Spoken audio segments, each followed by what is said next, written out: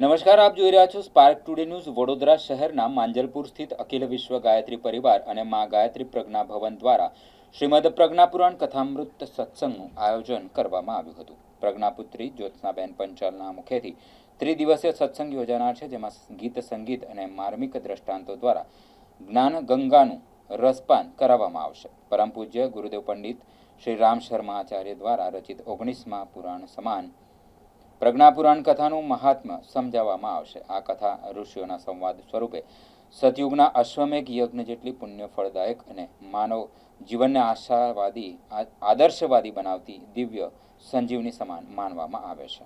વિશ્વ કલ્યાણ, શાંતિ અને સુખાકારી માટે ગાયત્રી પરિવાર દ્વારા ભાવિકોને સત્સંગમાં જોડાવા અપીલ કરાઈ છે. શ્રીમદ પ્રજ્ઞાપુરાણ કથામૃત સત્સંગ શ્રી હરિ પાર્ટી પ્લોટ, કેદારધામ સામે મા ગાયત્રી પ્રજ્ઞા ભવન પાસે માંજલપુર ખાતે યોજવામાં આવનાર છે. परम पूज्य गुरुदेव परमवंदनीय माताजी माँ गायत्री सूक्ष्म ने कारण सत्ताना संरक्षण में दिव्य आशीर्वाद साथे पवित्र ने पावन पुरुषोत्तम मास चाली रह्यो छे અને પુરુષોત્તમ માસમાં જપ તપ હવન દાન પુણ્ય સત્સંગ કરવું ખૂબ જ મહત્વનું છે. એટલે અમે અખિલ વિશ્વ ગાયત્રી પરિવાર દ્વારા છેલ્લા 3 દિવસ માટે પૂર્ણાહુતિના નિમિત્તે અમે 3 દિવસનો કાર્યક્રમ રાખ્યો છે. તેમાં આજે શોભાયાત્રા અને પ્રજ્ઞાપુરાણની કથાનો પહેલો દિવસ પૂરો થયો. આવતીકાલે રવિવારે સવારે 251 બહેનોના ગર્ભ સંસ્કાર છે. ગર્ભ સંસ્કાર પૂરા થાય સત્યનારાયણ ભગવાનની પૂજા છે અને એની સાથે સાથે બપોરે પાછી કથાનું આયોજન છે. અને પરમ દિવસે યાને કે સોમવતી અમાસ એ દિવસે અમે લોકોએ ભગવાન યજ્ઞનારાયણની પંચકુંડી યજ્ઞ અને સાથે સાંજે ફરી પાછી પ્રજ્ઞાપુરાણની કથા. પ્રજ્ઞાપુરાણ પરમ પૂજ્ય ગુરુદેવનું વાંગ્મય સ્વરૂપ છે. પ્રજ્ઞાપુરાણ એટલે પ્રખર જ્ઞાન ધારણ કરે. આજે માનવ માત્રમાં બુદ્ધિ તો બહુ જ છે, પણ સદબુદ્ધિના અભાવને કારણે આજે માનવ ભટક્યા હોવા દેવતા બની ગયો છે.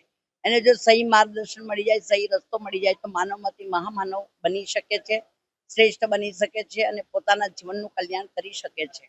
આજે ધર્મના પ્રચાર અર્થે અખિલ વિશ્વ ગાયત્રી પરિવાર દરેક મનુષ્યમાં દેવત્વનો ઉદયના ધરતી પર સ્વર્ગના અવતરણ માટે ઘણું જ આયોજન કરી રહ્યા છે. એની સાથે સાથે સપ્તાહ આંદોલનનું પણ કામ કરી રહ્યા છે, જે સ્વાસ્થ્ય, સ્વાવલંબન, પર્યાવરણ અને નશા મુક્તિ અને એની સાથે નારી જાગરણ અને શિક્ષણ અને દરેક સાધના ઉપર ખૂબ ચાલી રહ્યું છે. પાછું કે આ વર્ષ આખું જન્મ શતાબ્દી સાધનાનું વર્ષ છે.